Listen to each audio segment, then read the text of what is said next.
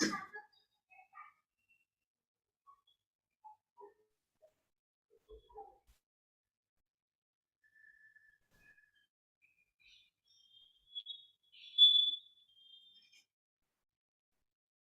timer's reminding me of a sporting event, right? The minute it hits zero, we run. Absolutely.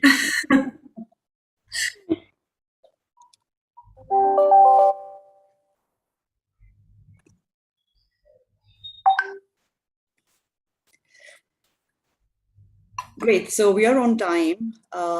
Firstly, thank you everybody who's joined us, and we're just hoping to have more people come in and join us. So we could probably give it a couple of more seconds. And a big welcome to Dr. Valona for taking our time and joining us today for the session. Rhythm, do we get started, or do you want us to give it a couple of more seconds as we get more people to join in? We can start. Yeah, super.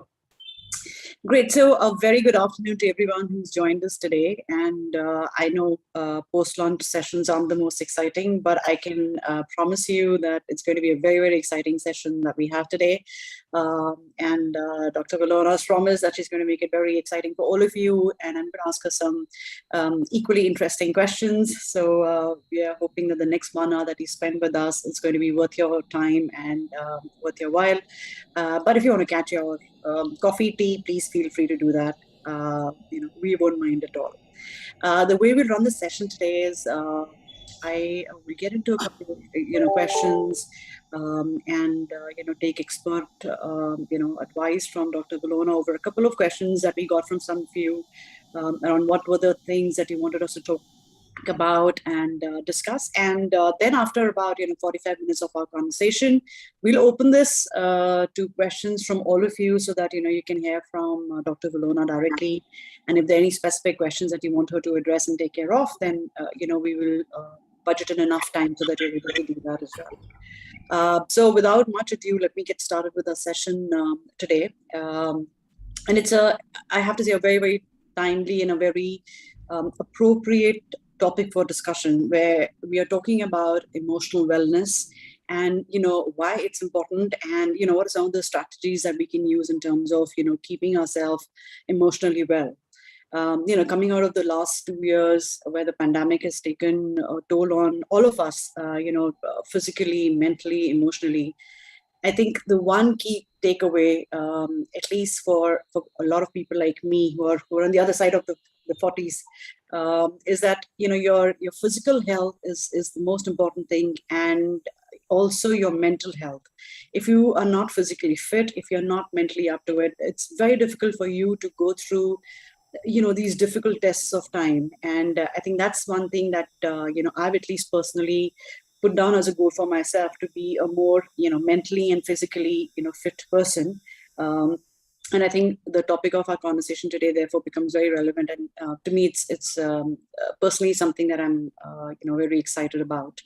So let me introduce to you Dr. Valona, who's taken out time to have this conversation today. She's a practicing consultant psychiatrist, an MD in psychiatry and MBBS, and she's a practicing doctor. But more than that, I think she's a mental wellness trainer. Plus, she has a organization that she's founded called Catalyst. So, if any of you need more information, you can reach out to the IMA team. They'd be more than happy to share information, and how you can reach out to Dr. Valona later on if you need any support from her. She has over a decade of experience as an advocate for mental health, and I think one of the key things. She's a exuberant, extroverted person, which is very rare in the field of psychiatry. At least many years back when I was doing psychology, everybody has some strange notions about how psychiatrists are and how psychologists are. And if we have time, I'll let her explain what the difference in a psychologist and a psychiatrist is. I'm not going to get into it. I've spent like 25 years of my life explaining the difference. I'm not going to do it today. And I think one of the life goals is really to make sure that a lot of us, who are on the call today, understand the need for mental health, to have the right conversations, to know it's okay not to be okay, and to seek the right support as and when required. I think all of us have been guilty of trying to jump in and solve problems that we are not qualified to do. So I'm hoping that, some of those things also get clarified as we go through the session today. And she lives in Mumbai, has a beautiful family, 2 children, and she speaks 5 languages. That's something I have to figure out which languages these are, but maybe for another session. So welcome, Dr. Vilona. A few words from you before we get started. Thank you so much, Rakhi, for that wonderful introduction. I must say I'm very impressed that you did the research before before the session today, and that's really, really nice. I have found my penchant for languages being very, very useful in the clinic because people feel so much more comfortable when you can speak the language of their comfort. I'm a South Indian, so I speak Kannada and Konkani in addition to English, Hindi, Marathi. But I have a fondness for learning a lot of languages. So I hope to add some more to the repertoire by the time I'm done. Super. Great. So, Vilona, like I said, we'll get into these, questions that I had, and some of these had come to us, from the participants also. But I think one of the key things that I think we would all like to understand is that there is just so much talk about emotional wellness and mental wellness. But from your perspective, how do you define emotional wellness, right? I mean, is it I'm doing well, I have a good job, I have a great family? How do I define emotional wellness? What does it really mean? All right, Rakhi. I'm going to take this question from the perspective not only of me as a psychiatrist, but also me as a trainer, right? Because when we speak about emotional wellness, we are slowly beginning to see a shift in the way people think. And like you rightly said, the pandemic, one of the lessons was that I need a healthy mind in my healthy body, because we've been seeing a lot of people changing their perspective about physical health now, getting their medical checkups done, making sure that they go and meet their doctor regularly, taking their medications on time, and also this entire culture of fitness that has come up in terms of physical health. Yeah, I'm hoping to see that shift happen for emotional wellness also over the next few decades, because I see that emotional wellness is still something that people don't look at very proactively. Okay, so the only way people actually reach out to me in the clinic is when they are at an absolute helpless, hopeless state, and a lot of times that's also the thought that is expressed, ki unless it is absolutely bad, there is no need to go to a psychiatrist. And that is a worrying thought, because what we've seen in actual practice is early intervention is the most effective, because by the time people come to us, there are already several complications put into the picture. So to me, emotional wellness would mean that I am able to live my life emotionally in the best possible capacity. I am able to meet the goals that I set for myself.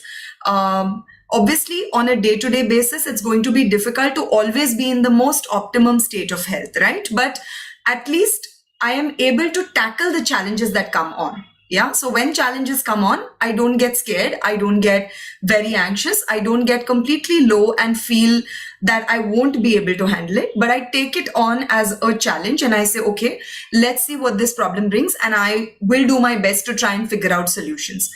One important component of emotional wellness is your ability to be able to think clearly and generate solutions in a difficult situation. Okay. So in the clinic, what I often see is people who come to me at a point where things are hopeless, a marriage that is nearly broken down, a child who is absolutely panicky about exams, a parent who is struggling with behavioral issues with the child, whether it is studies, whether it is social media or gadget addiction. So I see them at a point where they see no hope, and at that point, they come to me for solutions. But since you've been exposed to mental health, you know that it is not our job to provide solutions. And that's not what we can do anyways, because the person coming to us already knows the solutions in their own mind. It's just our job to clear the distress so that they're able to then access the solution readily. So that's what I hope to do. And I'm hoping that over a period of time, they shift into building a more emotionally healthy environment for yourself within your own body, and then in the environment around you, so that your family, your team, your staff can be supported, works better in the longer run. Right.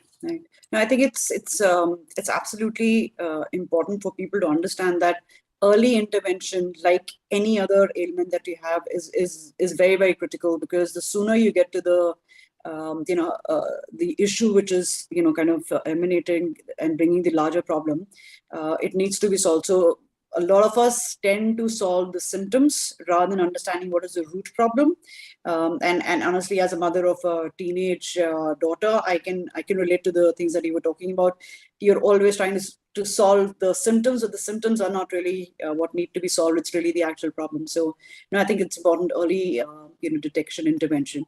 And so, on that question, how do I really know, right? I mean, whether there is a problem or not, right? I mean, I can have colleagues who forever keep talking about things, which are very depressing, dismal, and, there's just a very negative body language.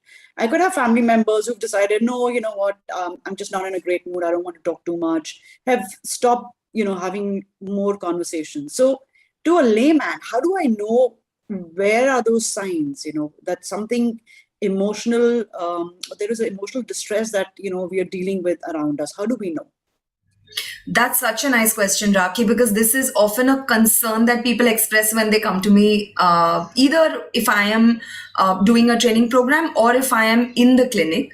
A common question is, do I really need to be here? Matlab, am I meeting the right professional? Am I seeing the right person? So I would like to, highlight here that it is going to be important for us to start paying attention to signs of emotional distress that our body is giving us. All right. Very often we notice it only when it has reached a severe point, right? But early signs are always available for all of us to look at and pick up so that we can understand, okay, this is a sign of emotional distress and I need to do something about it. So one of the first signs that I see that can point towards a distressing concern popping up would be if I tend to overthink about something particularly. Okay. Now you will say ki overthinking to can be a personality factor also. So many people we know around us who by nature tend to overthink and worry about things. And, as friends, we say, Arey, yaar, tu bahut soch raha hai. I don't think so much, let it be, let it go. But overthinking, when it starts affecting your capacity to function, that's the cue that there is something going wrong. Okay. So suppose you are overthinking to the point of procrastination on decision making, or you're overthinking to the point that you're not taking action on a particular step that needs action, but you're spending so much time in the thought process that it's not moving to the next logical step. That then becomes a problem. Okay. So we all have personality traits. Some of us might be by nature more depressive. Some of us by nature might be more anxious. Some of us might be very compulsive and particular. Ki, ye cup yahan rakha hai has to be here only. No one can move it, But that's not OCD. That's not disorder, right? So it's important for us to understand ki personality traits are going to be there. But when you see yourself going through distress, for example, if you have a stressful situation that has come up in your home, in your work environment, in the people that you know, that might cause an increase in the personality factors that you have. So someone who is short-tempered might suddenly now start having anger outbursts. All right. So we have to look at an exacerbation beyond what we think is okay for certain personality elements. Okay? That could be one sign. The other signs could be if there is any difficulty in our biological functioning. So what do we mean by biological functioning? Say our sleep is disturbed. Either we're sleeping too little or sleeping too much, or our appetite is disturbed and we're not able to eat adequately, or we're eating too much. Sometimes even binge eating can be a sign of us displacing the emotional distress into, that pattern of eating. Or if we're not able to regulate our, routine in terms of exercise, going out with friends, meeting people. So there's a problem happening there. Then we know that there is some issue that is cropping up. I would also look at productivity and efficiency. So if I say that it takes me 2 to 3 hours to read a book that has about 150-200 pages, am I able to do that efficiently now, or have I lost my efficiency and speed? Okay. So loss of productivity could, in the background, point out towards an emotional wellness concern, and that could be a highlighting factor. Another major concern that we see is if we are using a replacement in terms of either replacing our emotional distress with a screen or replacing it with a substance, whether it is alcohol, tobacco, or any other substances of use, right? So any of these could be pointers that our emotional health is going a little awry and we need to do something about it so that we can get it back on track. That's a good exhaustive list of things, and the more I think about it, I think some of these signs are much more visible and clearer if you're actually trying to pay a little bit of attention. I think it always comes down to paying attention to not just others around you, but also to your own body, to how you are reacting, and how things are different from where you were. So it's really saying that you're not really in a thriving state, but you're more in a surviving phase, right? And that's where the difference is. Right? Absolutely. So I understand these physical manifestations that are happening and so on. But tell me something. When I have a continued load of stress on my mind, how is it damaging me? How is it impacting me as a person? How is my brain and my body then getting impacted? All right. To explain this, I'm going to give the example of someone who, say, has a family history of high blood pressure. Okay. Now, this person's father was diagnosed with high blood pressure at, say, 50 years of their life. Okay. So now this person at 23 knows that Papa ko high blood pressure hai, I have a chance of getting high blood pressure, so I need to take care of my body. Okay? So they take care of their body, stay fit, stay healthy, eat healthy, weight is within control, and the medical parameters are within control. Okay? But what is happening is there is stress that is coming up from different fronts. Okay? So there could be stress coming from the front of their relationship, there could be stress coming up from the academic front, or if they are working, it could be from their work front. Say they have a very difficult boss, or they have a very difficult team to work with, or too much burden of finances on them. Now, all of these factors create thoughts and emotions in their mind. All right. And as these thoughts and emotions continue to operate in the brain, what happens is there are certain neurotransmitters in our brain, which then start getting slowly affected. Now, our brain is this wonderful organ that is actually connected to the whole of our body, right? So our brain actually controls the functioning of every single part of our body. So when you look at something that is stressing the brain out, the down effect of that is going to be on different body systems. Okay, so we have this fantastic part of the brain called the hypothalamus, which releases all the precursors of our hormones. All right, so when my body is experiencing a certain amount of distress, it's the brain signaling to my adrenal glands that, hey, there's something going wrong, and you need to now start activating the stress system in the body so that you are able to cope up with the stress. Okay, this stress system has been around for centuries, so it's already coded, it's already hardwired into our system. So as soon as it gets activated, what happens is it starts releasing adrenaline. And this adrenaline is basically designed to help us get all ready for a fight.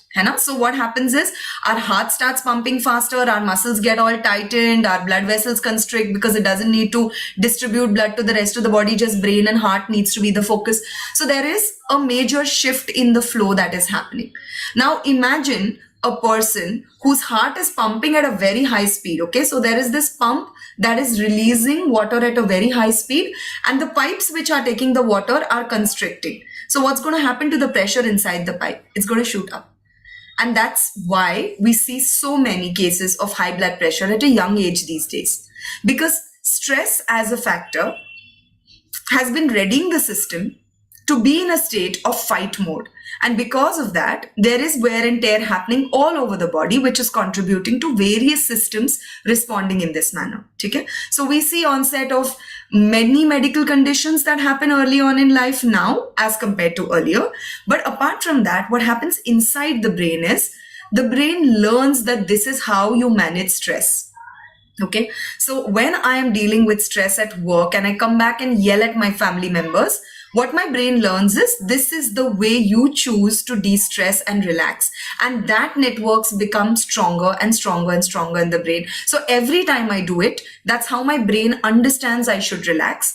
And so it then becomes such an automatic thing that whenever there is something stressing me out, my automatic reaction is to get angry with the person who's driving badly on the road, or get angry with the person who got delayed in bringing my lunch, or getting upset with my kid who has got really bad marks in the exam this time. So I respond in anger every time. And every time that neural pathway gets activated, it becomes that much more difficult for me to retrain my brain to come back to handle my stress in a calmer manner.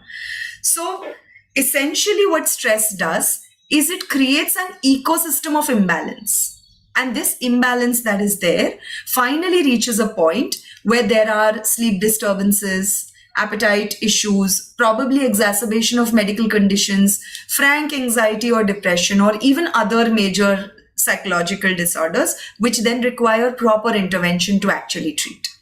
So I feel that the way we look at and respond to stress is something that has to be taught to us right from our school years, because that's something that now schools are beginning to take an interest in, because we see children emulating responses of their parents and that becoming a problem in school. So now we're seeing a shift. I hope that this culture continues and it also comes to workplaces where we are able to help people genuinely express what's going on in their mind without losing control of their thoughts, emotions, and behavior. Right. Maybe, yeah, it's a eye-opening revelation in many ways, and also something I think all of us are aware of, where we know what stress is doing to our body, but we're not, happily talking about it. If my family was watching, they'd be making copious notes saying, why you have a BP problem. So yes, I know. I've been on the other side, high stress individual with related, physical manifestations of it. So tell me something, as corporate professionals, there are just so many situations that we are going through, right, which are like forever stressing us out, right? How do I cope with all of this, right? I mean, I've had a bad day. My boss doesn't treat me well. The promotion's not happened. And here you are talking about all of this great stuff, right? I should create a good neural network by, behaving in the right way so that my brain knows, this is how I react to, kind of de-stress. But we're doing all the wrong things and we're creating a neural pattern, which now none of us are able to break, right? So even if there are days that you want to break your neural patterns and say, I don't want to react like this because I have high stress, you're almost on an autopilot, right? So my question to you is, how do you cope with stress in situations, one where you do not have a control? I cannot remove the object. I cannot remove myself from the situation, which means I have to learn to cope with it better. Mm-hmm. And the second is, what can I do as an individual? What kind of strategies can I use so that I can deal with stress better and be a much more calmer person? All right. So to answer your first question, Raki, what is going to be important, and this is actually the most basic part of any stress management activity, right? So even when we do a stress management training with corporates, the essence of that training is to help people understand what is the factor within my control and what is the factor beyond my control. Okay. So for example, if I have a boss that is difficult, okay, and I'm not getting the promotion that I deserve, and I'm really upset about it, the chances of me responding in an unhealthy, unhelpful manner increase. And because I'm frustrated, I'm angry, I'm upset, I'm not happy in general in my work environment, I will respond in that manner. So when my boss asks me to stay late, my entire body language will convey that, gosh, like this is the last straw. This is what I did not want. Absolutely. So that's going to come out in the way I express myself. And when that happens, my boss is going to make a mental note. Next time appraisals ke waqt inke liye likhna hai ki not a team player. So the entire system is designed to, sort of help us understand that there are only things that we can do which are within our control. Okay, so we have to genuinely have to focus on what's in my control and what's beyond my control. The more I keep a focus on what's beyond my control, I'm increasing my stress levels and consequently the impact of stress on my body, right? So if I say that I wish my boss was better, I wish my wife or my husband was more understanding, or my family was more supportive, or the bank was more, kind about the loan, I am only focusing on something that is beyond my control. But when I take that control back in my hand and I say, okay, my boss is difficult, but if he asks me to stay back and I do good work, that might actually, in the long run, work out for me. Of course, I need to understand what my boundaries are going to be and work on that systematically over a period of time. But if I approach it with an attitude, ki this is a problem, and in this problem, I can do 1, 2, 3, 4, 5, which is in my control, and then I leave the rest, right? To clarify this example, I'll give you the case of a student who studied for their exam. Okay, they've prepared really hard. They've studied very well for the exam. And now the night before the exam, the prayer is, acha paper aane do. But that is a factor beyond my control, right? When I go to the exam hall, the only thing that is in my control is how best I write that paper and how best I attempt that paper and come back. Now, after that, paper tough set hua, checking mein gadbad hua, mistakes hua correction mein, all of this is factors beyond my control. If I come to know that there is a problem there and I can do something about it, I should. But if there is no control on that factor, I have to simply accept that that's how it's going to be. And I move on to the next part, the next step that I have to take, right? So that's the crux of managing stress, that we should understand what are the factors within our control and what are the factors beyond our control. Okay. Having said this, it is genuinely difficult in some situations to understand how to control certain things, right? So I would say take the path of least resistance. What are you most comfortable dealing with? What is the easiest thing to solve out of all the problems that are there? And focus yourself on solving that problem. Once that is solved, take the next one. So we don't take multiple challenges at once. We prioritize, choose, okay, ye teen mein se, this is going to be my priority. This is going to be my focus for the next few months. I do a good job with this and then I move on. So that's something that I'm going to think that it is going to be very important to emphasize, especially when it comes to managing stress.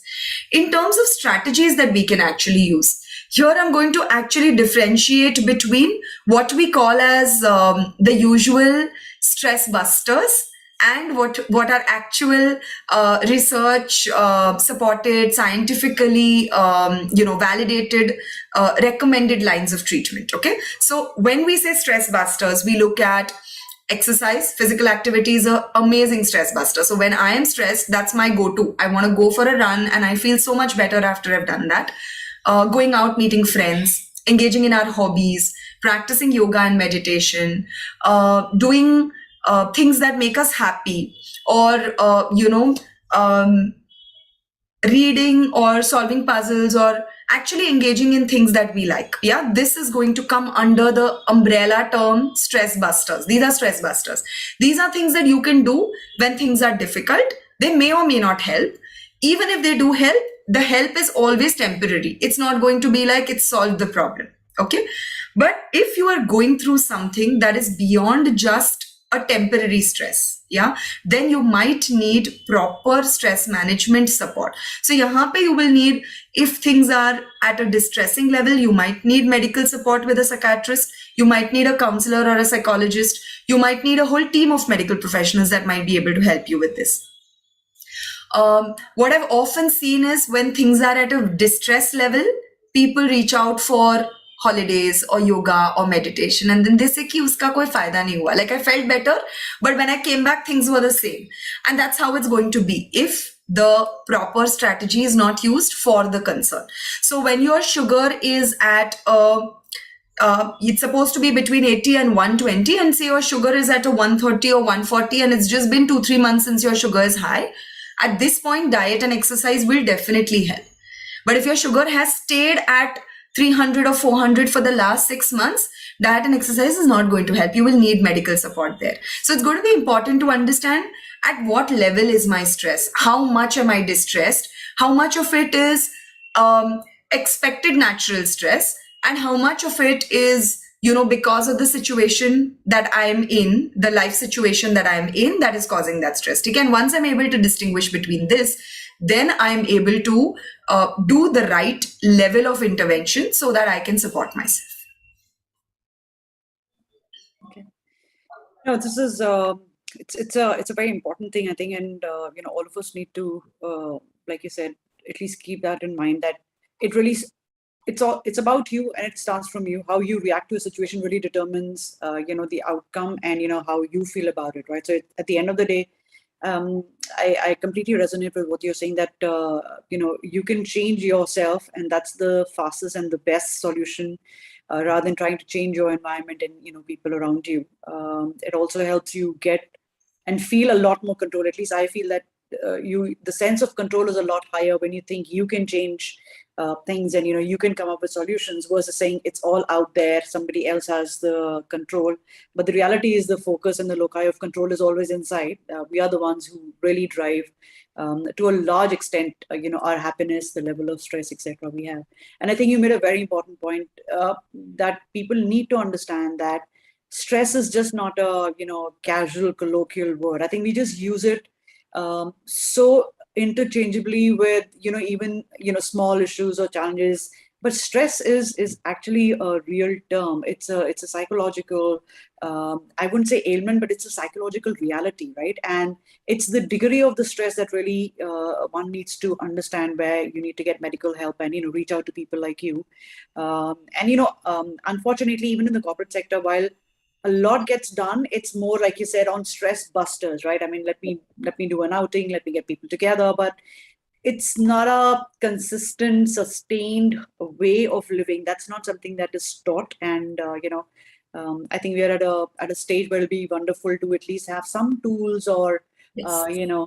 trainings or sessions which are more continuous, consistent, in terms of saying, it's not a one-stop thing. You can't just take care of stress at one go. It's something that you have to learn, a way of living a happier life. I think a more stress controlled life, where you can control the environment and how you react to it.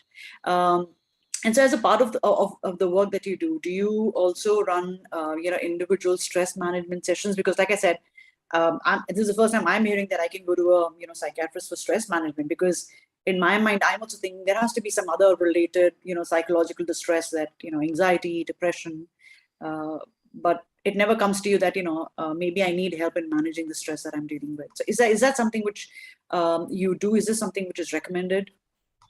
Absolutely. So part of my work is working with individuals, and that's something I absolutely enjoy, because I'm totally a people person, and I like spending that time in the clinic, where I get to interact one-on-one with people.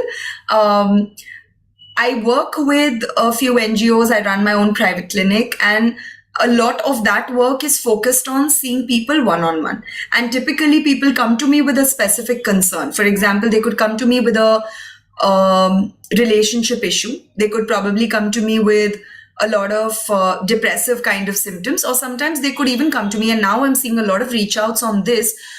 They could come to me with focus and concentration concerns. Okay, so because I've been working with adult ADHD, I've been working with adult autism spectrum for a lot of time now, I have reach outs that come because an adult with ADD recommended me to somebody, and then they started coming. So they come with questions about focus and concentration. I'll tell you how we work at it now.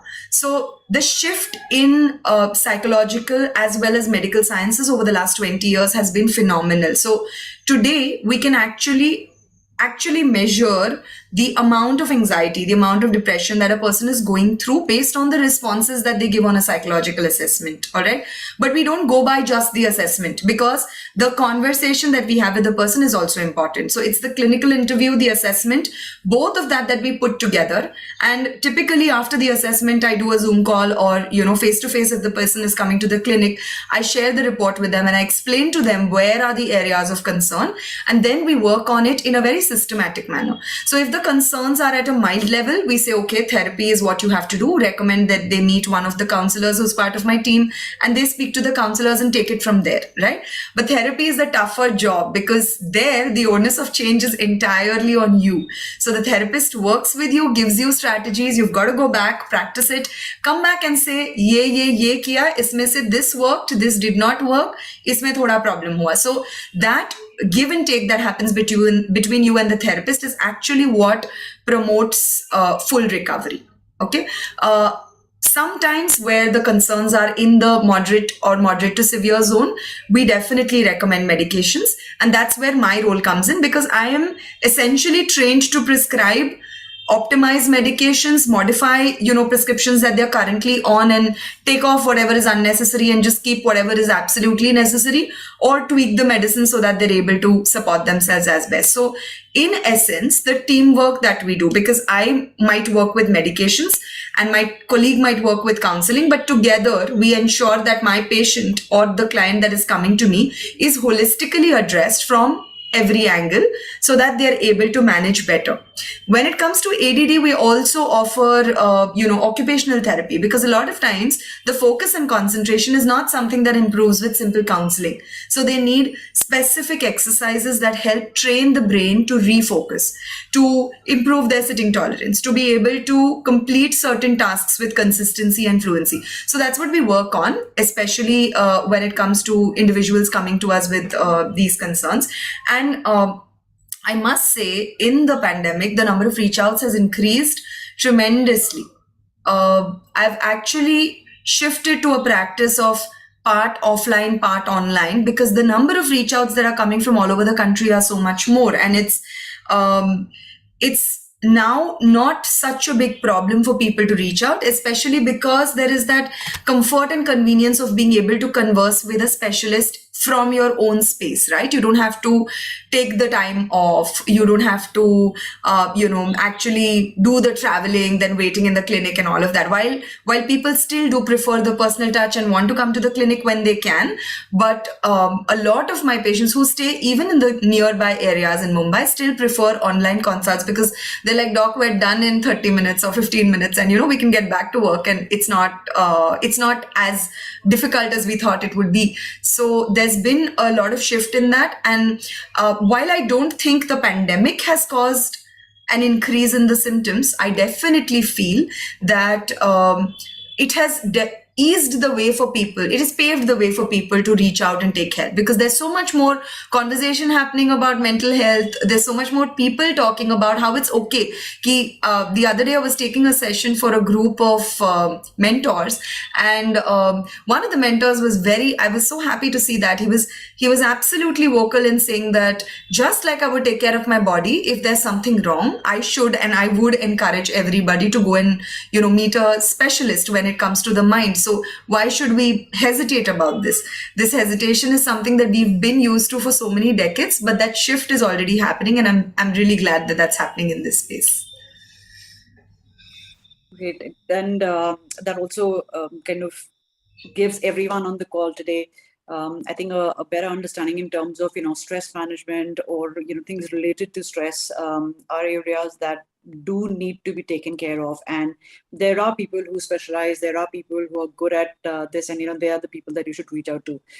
It's a little, counterintuitive, because, in the corporate sector, it's very clear. I would hire a specialist for the role that I'm not clear on, right? And that's how the organization works, right? The R&D guys, they're specialists, they'll do their job. Supply chain guys have their own specialization. HR does its own thing, finance and so on. But when it comes to something as critical as our mental health, we're just not willing to open up our eyes and say, hey, you know what? There are specialists there who do this day in, day out. That's their job. They know what they're doing. And like we do in the corporate sector, we rely on the specialists in our teams to really bring the best expert, knowledge to our clients. It's exactly the same way. We need to get the specialists to come in and, help us out. Absolutely. I'm going to, just in the interest of time, just very quickly, if you were to, leave us with any two, and I know tips and tricks is like a very small word, but really any best practices in terms of, what is it that, one could do differently in terms of just building a stronger, mental health, or, just being able to address any issues that we have? What are 2 or 3 things that you would recommend that, all of us could easily do or practice so that, it's just a little bit easier for us to be calmer and in a more, positive, healthier state? Okay, so I'm going to give you my 3 strategies that have worked the best for me to take care of my emotional health, right? Because that's something that I realized as I was working in this space, that if I am to help people with their emotional health, me being in my state of emotional wellness is also going to be important. Okay, so the first thing that I think is very important for your emotional health to be in place is for you to have a proper, consistent routine. Okay, that plays a huge role in the comfort your brain has in terms of managing on a day-to-day basis. Yeah, so sleep on time, wake up on time, at least have a consistent schedule. I see a lot of young adults reaching out to me now saying, "Ma'am, मैं 2 बजे सोता हूँ लेकिन 8 बजे उठता हूँ तो 6 घंटे तो हो ही जाता है." But I'm like, that doesn't work at all, because your brain has a circadian rhythm that your body follows, and if you're not going to follow that, well, you're losing out on all the positive things that your body has to offer at that time in the morning. So it's going to be important to set a consistent routine, at least fairly reasonably sleep on time, wake up on time, have some amount of physical activity into your routine, have your meals on time, don't get delayed because you're too stressed, too much work, for me, too many patients. No, that's not okay. You have to make sure that you follow your routine and are fairly consistent with your overall state of health. Okay, that's the first thing that I would say. There is a comfort that our body gets in consistency, and while some people really struggle with establishing a consistent routine, when they do it, their brain then starts developing that particular network in a much better manner, and it starts exploring other additional networks to add to that network. Okay, so for example, if my brain has now gotten set on exercising every day, say running 5 kilometers a day every day, now my brain will start thinking a little better during that 5-kilometer run, or post that I will be able to sit down and ideate much better. So your brain is this amazing organ that's just waiting for you to take care of it. So I would say my first strategy is set a consistent habit. The second thing that you can do is keep doing things to challenge yourself. Don't get into that comfort zone. Don't sit there and say, "Ha, life bas sab theek chal raha hai, let it be, let me not do anything else." No, push yourself, because what happens is, when you push yourself, the brain tries newer ways to solve the problem, and that develops better focus, better attention, more interest, more energy. You definitely feel that excitement, and that excitement is probably the endorphin and dopamine rush that your body needs, right? So you need to ensure that you keep challenging your brain as regularly as possible. And this is something we tell all our elderly patients who come with dementia. I was talking to this very sweet elderly gentleman yesterday who came to me for a neuropsych evaluation for dementia. And I said that now, luckily he's not at dementia yet. He's at mild cognitive impairment. So I said, now, before we do the checkup after 6 months, you are going to challenge your brain, and you are going to do things that give your brain that stimulation so that it doesn't let go of those important networks that are functioning. Okay, so you have to challenge your brain. And the third thing I would say, which has personally helped me a lot, is invest in your relationships. Your relationships are nurturing environments for you, so let go of that upset, that anger, that hurt that you have about that family member. Think about, if this person is by my side, what can I do to improve that relationship? How can I make it better? Yes, there are 10 things that are bad about that person, but there are 100 things that you may like about that person. So let's focus on what is good about that person and make that relationship better. I've been a happier person since I worked on the relationship with my close family members.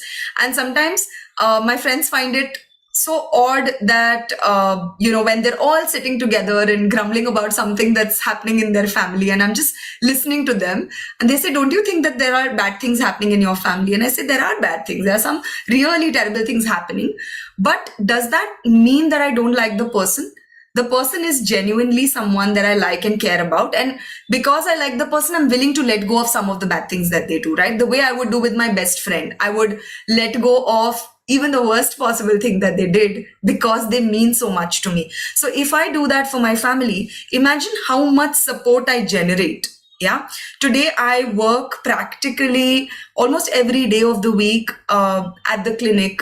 And there are times when there are emergencies at home. It's only because I have a solid relationship with my parents, with my in-laws, with my brother-in-law and my brother, that if there is a problem and I'm not able to reach, my family reaches there within minutes, right? And that leaves me secure to go ahead and do whatever I want to do.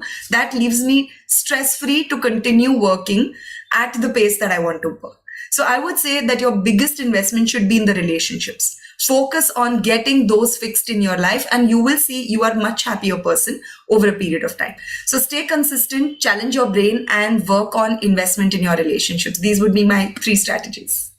Awesome. I think these are great strategies, and I completely agree with you. I think a lot of us invest in some and not in the others, and I think these are 3 really simple yet very, very impactful and effective techniques. And I especially love the one about investing in relationships. I think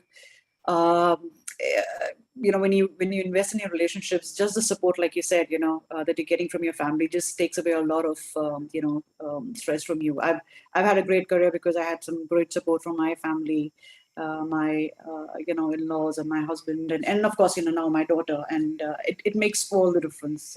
Absolutely. Great. So thank you so much, Dr. Vilona. I don't really have any other questions. What we'll do is we have 15 minutes and we'll open it up for questions that, all the attendees have, and, then you can kind of take them up. Sure. Rhythm, do you want to curate this, or do you want me to pick them up from the chat? I could do that as well.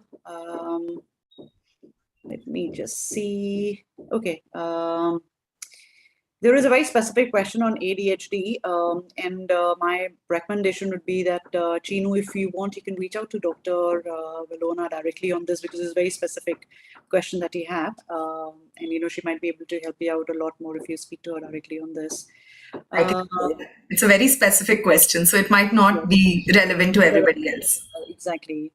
Okay, somebody's in this question. This is on Suhas, who's basically saying that if I'm sensitive to accepting the truth, how positive would I feel? Would it not impact me? Suhas, I hope that's what the question meant.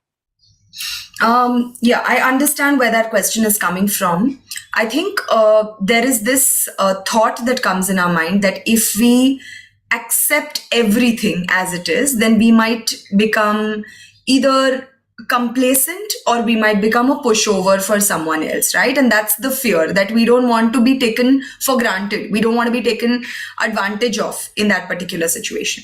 So here I would say, for that situation, check on what your goal is.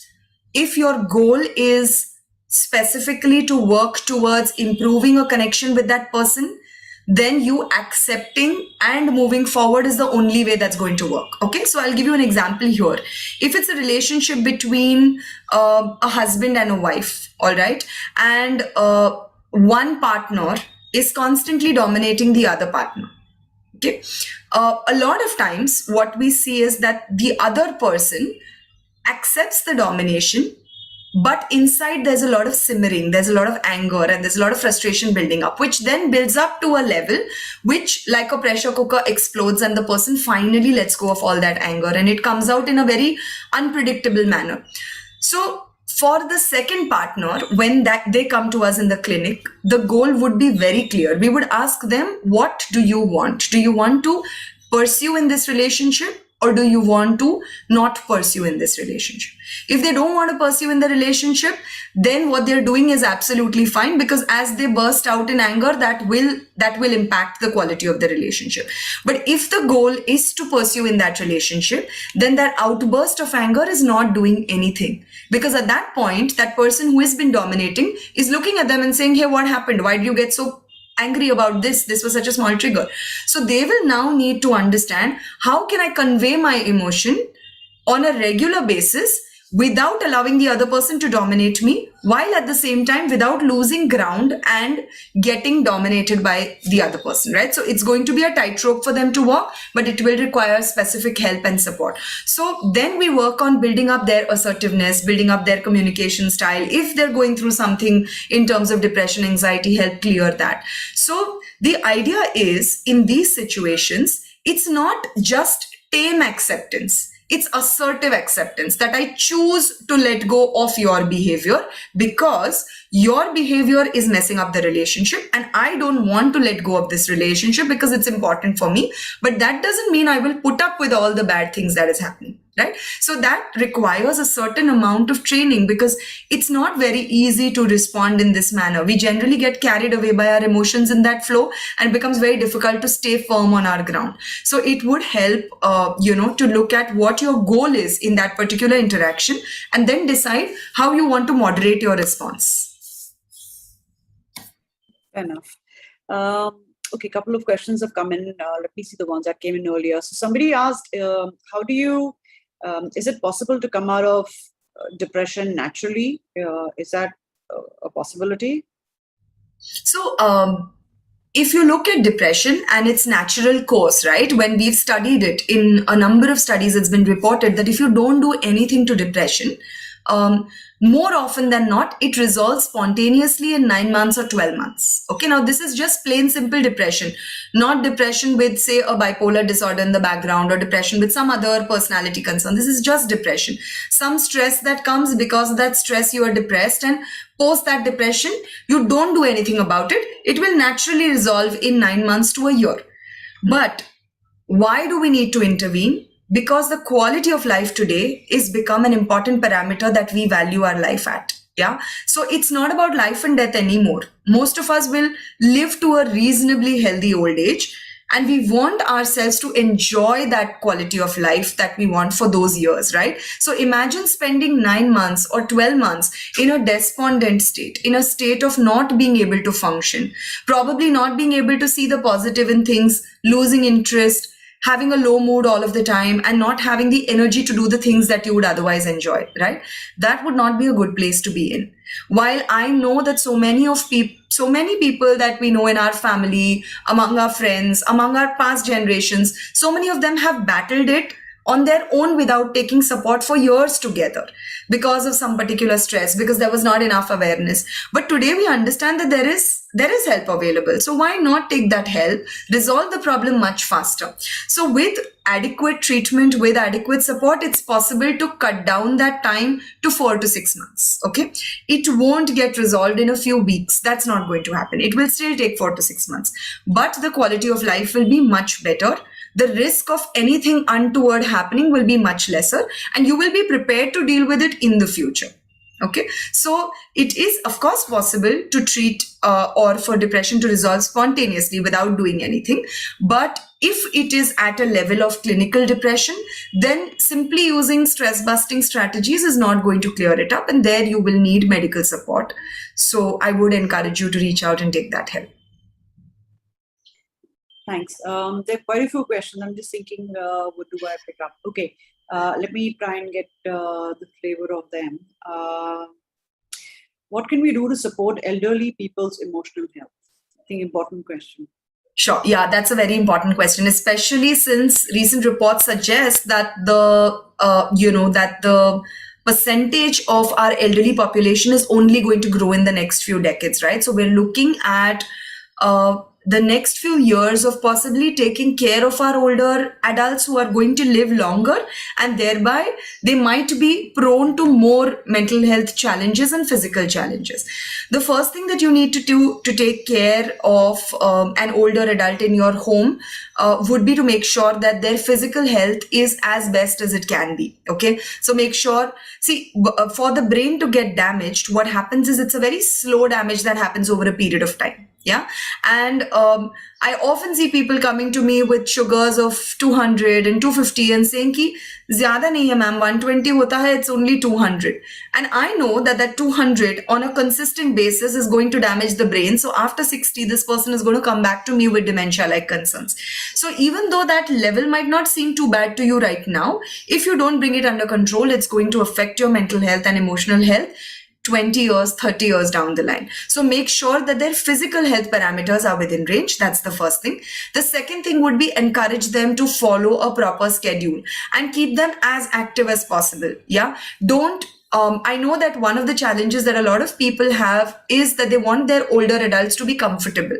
So they stop them from doing things that they would otherwise enjoy doing, or stop them from engaging in productive activity. Yeah. But that productive activity is the challenge that their brain needs. All right. So keeping them occupied is going to be something that you will have to plan. So look at the day, look at the schedule, put in activities that require physical exercise, that require brain and cognitive stimulation, that require some amount of creativity, and something for activities of daily living. For example, folding clothes, cleaning the house, ensuring that things are kept properly. So they don't need to do everything. You can have assistance, you can have help to support them, but make sure that they do something out of all of these every day so that their brain keeps revising what they're supposed to remember.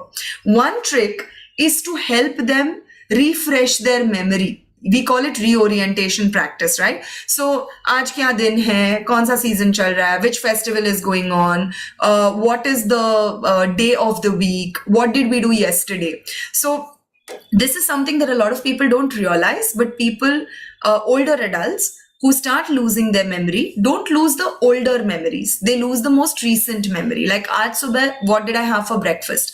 Yeah, yesterday, who came to visit me? Yeah, newspaper mein, what was the article I read, right? So reorienting them, revising what has just happened so that they're able to remember these things better is going to go a long way in helping them support their emotional wellness.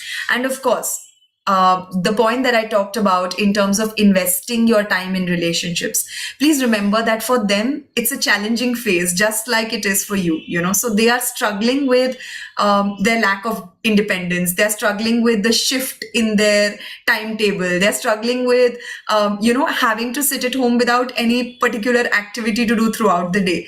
All they want is your love and affection and some time that you spend with them, talking to them, engaging with them. And that smile on the face is worth it. So it's what you do to invest in that relationship that will also go a long way to keep them emotionally healthy.